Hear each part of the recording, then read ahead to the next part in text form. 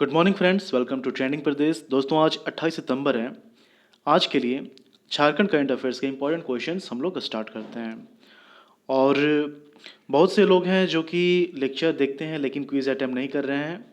आप इसे अटेम्प्ट क्या कीजिए। इसको ऐसा नहीं करना कि आज मैंने लेक्चर देखा, अब बाद में जब एग्जामिनेशन का डेट आएगा या फिर कोई नोटिफिकेशन आएगा तो उसमें रिवीजन किया जाएगा। आप सेम डे में टेलीग्राम में जो क्विज़ ऑर्गेनाइज किया जाता है उसको अटेम्प्ट कीजिए, प्रैक्टिस कीजिए। उसी दिन ये सारे क्वेश्चंस जो हैं आपको याद हो जाएंगे, बात के लिए कुछ रहेगा नहीं। बस जब आप फिर से इस पीडीएफ को खोलेंगे, जो कि पीडीएफ आपको ऑलरेडी प्रोवाइड कर दिया जाएगा टेलीग्राम में, तो जब आप इस पीडीएफ को देखेंगे तो तुरंत आप इन सब चीज़ों को रिकॉल कर लेंगे।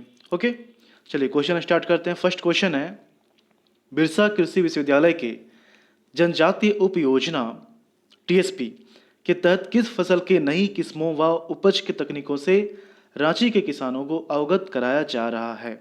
ऑप्शंस गेहूं, मक्का, पिंक मशरूम या फिर एलोवेरा। तो ऑप्शन बी इसका है मक्का, ये सही आंसर है। ओके, चलिए इसके बारे में जानते हैं। देखिए, रांची के चान्हो प्रखंड के किसानों को बिरसा कृषि विश्वविद्यालय के जनजाति उप योजना के तहत मक्का की नई किस्मों व उन्नत तकनीकों से अवगत कराया जा रहा है। ये जो योजना है टीएसपी योजना, तो इसके तहत चान्हो प्रखंड के 4 गांव हैं। कौन कौन से?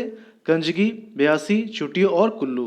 तो ये जो गांव हैं इसमें 60 जनजातीय किसानों को ये साल इस वर्ष 60 जनजातीय किसानों को विश्वविद्यालय की ओर से मक्का के उन्नत प्रभेदों का बीज, खाद व फसल संरक्षण के लिए कीटनाशक उपलब्ध कराए गए हैं। झारखंड की परिस्थितियों में बेहतर प्रदर्शन करने वाले सुवान कंपोजिट 1, सुवान कंपोजिट 2 और हाइब्रिड BAU-MH5 प्रभेदों के बीज दिए गए हैं उन किसानों को। ओके, इन प्रभेदों की उपज क्षमता 55 से 65 क्विंटल प्रति हेक्टेयर और इसका जो परिपक्वता अवधि है वो 90 से 105 दिन है। कुछ और चीज़ें हैं, यहाँ पर बिरसा कृषि विश्वविद्यालय की बात हो रही है तो इसके बारे में थोड़ा सा जान लेते हैं। बिरसा कृषि विश्वविद्यालय की स्थापना 26 जून 1981 को हुआ था और इसका उद्घाटन उस समय के प्रधानमंत्री श्रीमती इंदिरा, यहाँ पर ये इस तरह से लिखा हुआ है इंदिरा गांधी के द्वारा किया गया था। और अभी जो कुलपति हैं वो कौन है? डॉक्टर ओंकार नाथ सिंह। ओके, चलिए सेकंड क्वेश्चन स्टार्ट करते हैं। सेकंड क्वेश्चन है, झारखंड के किन 2 जिलों में नया TRW ट्रांसफार्मर रिपेयरिंग वर्कशॉप चालू किया जाएगा? देखिए, होता क्या है कि अगर सपोज आपका शहर है, वहाँ पर ट्रांसफार्मर खराब हो जाता है, लेकिन आपके शहर में या फिर आपके शहर के आसपास ट्रांसफार्मर रिपेयरिंग वर्कशॉप नहीं है, तो फिर आपको उस जगह भेजना पड़ेगा ट्रांसफार्मर को जहाँ ये सुविधा, मतलब कि ट्रांसफार्मर को रिपेयर करने की सुविधा है। तो अब सामने नहीं है तो डेफिनेटली इसको कैरी करने में, रिपेयर करने में, वापस लाने में, सेट करने में काफ़ी समय लग जाता है। तो इसका मकसद यही है कि रांची शहर में, यहाँ पर रांची और खूंटी, ये जो ऑप्शन आप देख रहे हैं रांची और खूंटी, मतलब कि ऑप्शन डी इसका सही आंसर है।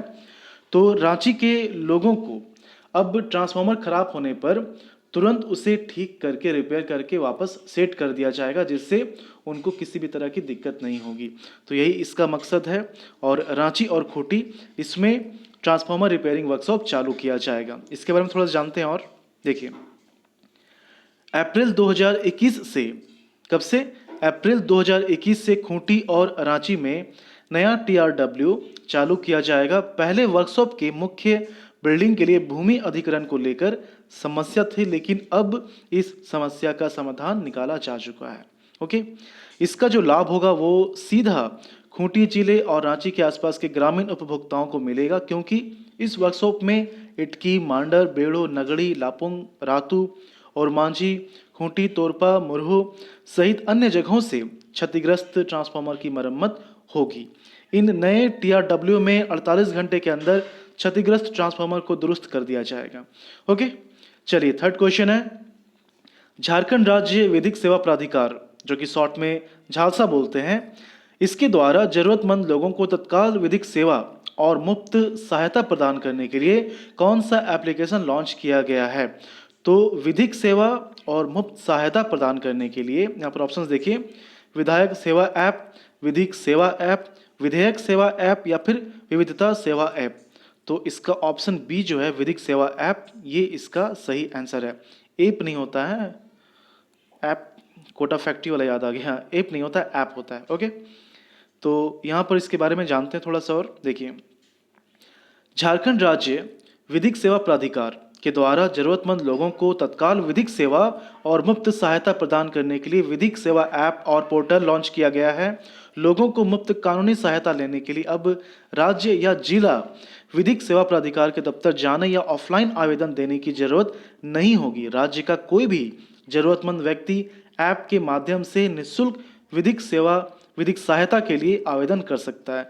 देखिए, जब से ये कोरोना का दौर चला है, संक्रमण का दौर चला है, तो जितना ज़्यादा पॉसिबल हो सकता है लोग ऑनलाइन कन्वर्सेशन, ऑनलाइन वर्क में कन्वर्ट हो रहे हैं। चाहे वो सरकारी दफ्तर चाहे सरकारी दफ्तर की बात की जाए या फिर प्राइवेट दफ्तर की बात की जाए, तो ये काफ़ी अच्छी बात है कि लोग ऑनलाइन कामों में जुड़ रहे हैं। इससे क्या होता है कि ऑफलाइन में जहां करप्शन के चांसेस होते हैं, उसी के रेस्पेक्ट में ऑनलाइन में करप्शन के चांसेस कम हो जाते हैं और काम भी बढ़िया होता है। ठीक है, उसके बाद यहाँ पर देखिए, आवेदन करने के 5 मिनट के अंदर उसकी विधिक सहायता की प्रक्रिया पूरी कर ली जाएगी और विधिक सेवा प्राधिकार के पैनल वकील नियुक्त कर इसकी जानकारी आवेदक को मिल जाएगा। ओके, कुछ और पॉइंट्स हैं, जैसे कि लोग इस ऐप का इस्तेमाल स्मार्टफोन से भी कर सकते हैं। प्रज्ञा केंद्र पर जाकर विधिक जागरूकता के लिए वेब पोर्टल से भी आवेदन कर सकते हैं और अन्य जानकारी हासिल कर सकते हैं। देखिए, जो भी ऑनलाइन जो भी काम है सरकार के, जिसको ऑनलाइन में कन्वर्ट किया जा रहा है, तो वो मोबाइल और लैपटॉप से तो हो ही सकता है, साथ ही साथ उसे प्रज्ञा केंद्र को भी दे दिया जाता है, इसलिए ताकि यदि आप अपने मोबाइल से या फिर आपके पास लैपटॉप नहीं है, आप इंटरनेट फ्रेंडली, यूज़र फ्रेंडली नहीं है, तो आप कम से कम अपने आसपास के प्रज्ञा केंद्र जाकर इन कामों को करवा सकते हैं। ओके, अभी तक विधिक सहायता के लिए जरूरतमंद लोगों को जिला विधिक सेवा प्राधिकार या राज्य विधिक सेवा प्राधिकार के समक्ष स्वयं जाकर या आवेदन भेजकर सहायता लेने का आग्रह करना पड़ता था। आवेदन मिलने के बाद उसकी जांच कर और वकील नियुक्त करने में 10 से 15 दिनों का समय लग जाता था। ओके, तो कुछ और चीज़ें जैसे कि अभी झारखंड हाई कोर्ट के chief justice doctor Ravi Ranjan हैं और झालसा के कार्यकारी अध्यक्ष और जस्टिस HC मिश्र हैं। ओके, चलिए, 4th क्वेश्चन है, देश की पहली इंश्योरेंस वर्चुअल लोक अदालत जिसका आयोजन 26 सितंबर को झारखंड में किया गया था, उसमें कुल कितने मामलों का निष्पादन किया गया है? तो ऑप्शंस में देख लेते हैं, 10,719, 10,700, 10,000 या फिर 9,700। देखिए, जो नए मामले थे वो 9,700 थे, ये 9,700 थे, लेकिन कुछ पुराने मामले भी थे जो कि लंबित थे, तो उनको मिलाकर टोटल 10,719 हो जाता है। तो इतने मामलों का निष्पादन किया गया, मतलब कि ऑप्शन ए इसका सही आंसर है। इसके बारे में थोड़ा सा और जान लेते हैं। देश की पहली इंश्योरेंस वर्चुअल लोक अदालत का आयोजन 26 सितंबर को झारखंड में किया गया है, जिसमें कि कुल 10,719 मामले निष्पादित किए गए हैं। इसमें कोर्ट में लंबित 1,019 मामले शामिल हैं। शेष 9,700 मामले अदालत में पहुंचने के पहले ही निपटाए गए। इन मामलों में 65.28 करोड़ रुपए का निपटारा किया गया है। कानूनी सहायता पहुंचाने में झालसा का पूरे देश में प्रथम स्थान है। लॉकडाउन के समय भी झालसा ने प्रवासी श्रमिकों की मदद की थी और उनके लिए 3 योजनाएं शुरू की, जिससे प्रवासी श्रमिकों को काफ़ी मदद मिली है। ओके, चलिए, 5वां क्वेश्चन है, रांची का मुख्य आकर्षण केंद्र रहे बड़ा तालाब से जलकुंभी हटाने के लिए रांची नगर निगम के द्वारा कौन सा मशीन उपयोग में लाया जा रहा है? ऑप्शंस हैं seed harvester, breed harvester, hybrid harvester या फिर वीड हार्वेस्टर।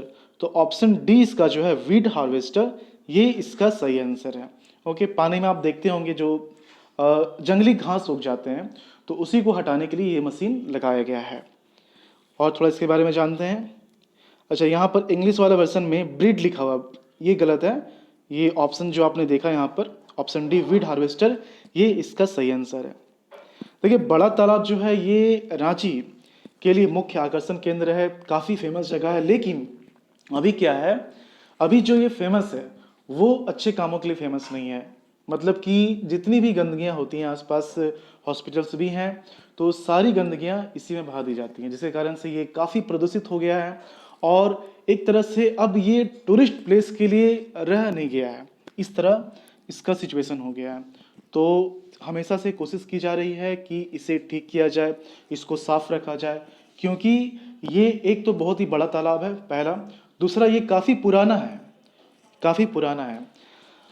मैं सोच रहा हूँ कि इस पर एक वीडियो बना दूँ, स्पेशल वीडियो। काफ़ी इंपॉर्टेंट टॉपिक है ये बड़ा तालाब रांची का। अगर आप चाहते हैं कि इस पर एक वीडियो बने तो आप कमेंट करके बस बता दीजिए कि आपको चाहिए, तो एक अच्छी तरह से नोट्स की तरह अच्छे से विश्लेषण करके वीडियो बनाया जाएगा और पीडीएफ भी आपको दे दिया जाएगा। बस आप कमेंट करके बता दीजिए। ओके, चलिए थोड़ा सा और जानते हैं इसके बारे में। देखिए, यही मशीन है। देखिए, वर्तमान में रांची स्थित बड़ा तालाब का लगभग 80% हिस्सा जलकुंभी से मुक्त हो चुका है। बड़ा तालाब से जलकुंभी हटाने के लिए रांची नगर निगम के द्वारा वीड हार्वेस्टर मशीन का उपयोग किया जा रहा है। तालाब के पानी की सफाई के लिए निगम ने 6 करोड़ रुपए स्वीकृत की हैं। इस राशि से निगम तालाब में आने वाले नाले के गंदे पानी को रोकने के लिए एसटीपी का निर्माण कराएगा, ताकि नाली का पानी फिल्टर होकर तालाब में पहुंचे। इसके अलावा निगम केमिकल की मदद से तालाब के गंदे पानी को साफ कराएगा। तो 6 करोड़ का यहाँ पर जो अमाउंट है इसके लिए स्वीकृत किया गया है, इसको साफ रखने के लिए। कुछ और चीज़ें हैं, जैसे कि देखिए, बड़ा तालाब के बारे में जान लेते हैं। छोटा सा यहाँ पर इंफॉर्मेशन दिया गया है, जैसे कि बड़ा तालाब का कुल क्षेत्र कितना है, 52 एकड़। आप समझ सकते हैं कि ये कितना बड़ा तालाब है, इसलिए नाम बड़ा तालाब ही है। 52 एकड़ का एरिया है इसका।